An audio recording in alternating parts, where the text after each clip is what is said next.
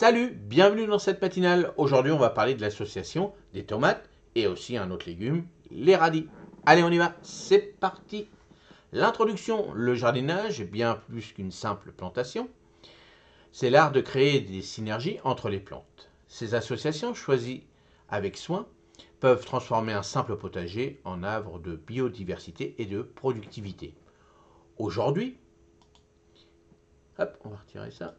Aujourd'hui, nous mettons en lumière les tomates et les radis, deux incontournables du jardin, pour révéler comment des compagnons judicieusement choisis peuvent non seulement favoriser leur croissance, mais aussi améliorer leur santé et leur saveur. Les tomates, reines du potager. Alors moi, c'est voilà, c'est mon légume préféré. Bah, dites-moi dans les commentaires, vous, quel est votre légume préféré. Mais moi, les tomates, hein, j'adore les tomates. Franchement, si je pouvais en fabriquer des bonnes, très bonnes de janvier à janvier, de janvier à décembre, eh ben, je serais super content. Mais ce n'est pas possible, à moins que je change de pays. Ça serait peut-être plus facile. Mais voilà, j'adore les tomates. C'est pour ça que j'en propose tous les ans à mes clients. Et ils sont super contents. Association bénéfique, le basilic. Ce duo classique est célèbre non seulement pour sa complémentarité culinaire, mais aussi pour ses avantages au jardin. Le basilic est réputé pour améliorer la saveur des tomates et pour repousser efficacement certains nuisibles comme la mouche blanche, carottes et céleri. Ces racines partagent bien l'espace avec les tomates, en s'insérant facilement sur leur canopée. Leur cohabitation peut également contribuer à une meilleure santé globale des tomates grâce à une aération améliorée du sol et une réduction des maladies fongiques. Oignon et persil. L'oignon, avec ses propriétés répulsives, comme certains nuisibles, et le persil, qui attire des insectes bénéfiques, crée un environnement plus sain pour les tomates. Cette association contribue également à une biodiversité accrue au sein du potager. Le poids. Les capacités à fixer l'azote bénéficient directement aux tomates, enrichissant le sol d'un élément nutritif essentiel pour leur croissance. Alors, bien sûr, là, il ne faut pas oublier que les tomates, c'est bien si on met du basilic, si on met des carottes, si on met de l'oignon ou des petits pois. Il faut faire attention quand même après pour la récolte. Parce que la récolte, vous avez vu, il faut aller auprès du pied, il faut tailler et tout. Donc faites attention. Faites peut-être une plantation, un pied sur deux, par exemple. Vous voyez, organisez-vous bien pour, par la suite, parce que vous avez plein de carottes, plein de trucs, vous êtes obligé de marcher sur le basique, marcher sur les oignons, et puis on évite, on met aussi des œillets d'Inde, des choses comme ça, vous voyez, des petites fleurs et tout qui repoussent aussi. Donc faites attention quand vous allez le mettre, réfléchissez bien de ne pas en mettre partout, parce qu'après la récolte va être difficile. Alors à éviter comme association.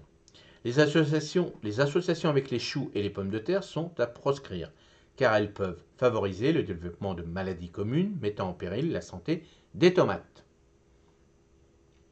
Eh bien, c'est à vous de faire le test. Faites le test. Si vous n'êtes pas sûr, un jour plantez des choux et des pommes de terre avec des tomates à côté. Faites-le, puis vous verrez bien dans l'état que ça. Alors, moi, je dis toujours, voilà, c'est des observations qu'on a faites. Donc, voilà, moi, je pense aussi que tout ça, c'est aussi l'environnement. C'est-à-dire, si c'est une bonne année, s'il y a le soleil chez vous, si les terres sont bonnes, vous voyez, je répète, mais c'est comme ça que moi, je pense que les bonnes associations peuvent se faire d'année en année qui vont être un peu légèrement différentes. Donc là, c'est des indications et si vous êtes débutant, prenez ces indications, comme ça vous risquez moins de perdre vos récoltes, surtout des tomates, c'est très dommageable. Moi, je peux vous dire, quand je rate mes tomates, il y a 3 ans, on a raté nos tomates, je n'ai pas mangé beaucoup de tomates et j'étais très déçu. Mais bon, là, c'est la nature, c'est comme ça. Les radis, éclaireurs du potager, association bénéfique. Carottes, concombres et laitues, les radis servent de marqueurs naturels pour les cultures plus lentes comme les carottes, en facilitant ainsi le suivi de leur développement. Leur présence à proximité des concombres et de la laitue peut aider à repousser certains nuisibles spécifiques à ces cultures. Le poids, en plus de bénéficier de l'azote fixé par les pois, les radis peuvent également contribuer à une meilleure structuration du sol, favorisant ainsi la croissance des pois. Si vous avez des sols argileux, dès lors que vous faites des légumes racines, tous légumes racines, voilà, le légume va éclater votre argile et ça permet, quand vous avez des sols assez lourds et puis que vous n'avez jamais travaillé, c'est ce qu'il faut faire. ça permet de faire des trous après, et puis tous les insectes, c'est-à-dire tous les vers de terre, tout ça, ils vont continuer à bien éclater votre sol, surtout le sol argileux. À éviter, la plantation à proximité de l'hysope peut être préjudiciable pour les radis, affectant leur développement et leur saveur. Alors l'hysope, je vous en montre quand je fais le petit tour des aromatiques. Je vous dis ça, c'est de l'hysope. Et puis la prochaine fois, si j'y pense, je ferai un focus dessus pour bien vous le montrer. L'hysope, ça sent fort quand même. Puis l'hysope, vous regardez sur internet, l'hysope, ça fait des potions magiques.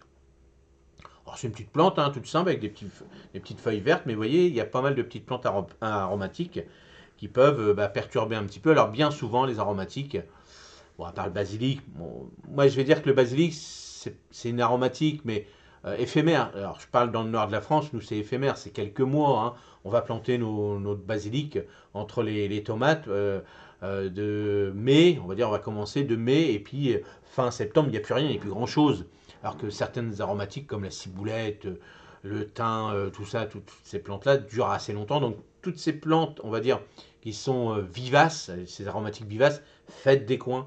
Comme ça, vous êtes sûr. Alors après, bien sûr, si vous mangez beaucoup de thym, faites des bordures de thym, évidemment.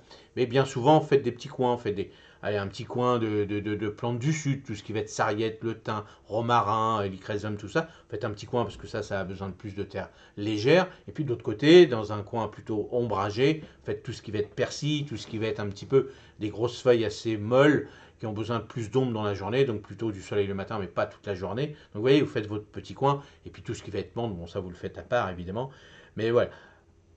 Donc faites bien votre petit coin, moi c'est comme ça que je fais dans mon potager, c'est comme ça que je propose tout ça à mes clients. Mais voyez, bien souvent si vous voulez faire les aromatiques, on me pose toujours la question, parce que bien sûr on voit ça dans les pubs où le gars il a une belle composition de basilic, de thym, de machin, mais ça va pas ensemble, c'est juste pour la photo, et puis après ça dure pas longtemps. Donc vous, bien, si vraiment vous voulez commencer les aromatiques, deux pots, deux coins différents, ou sur votre balcon, deux jardinières différentes, ça sera déjà un bon début. Conseils pratiques pour des associations réussites. Alors on va reparler toujours de la même chose, ça c'est clair, mais ça fait pas de mal.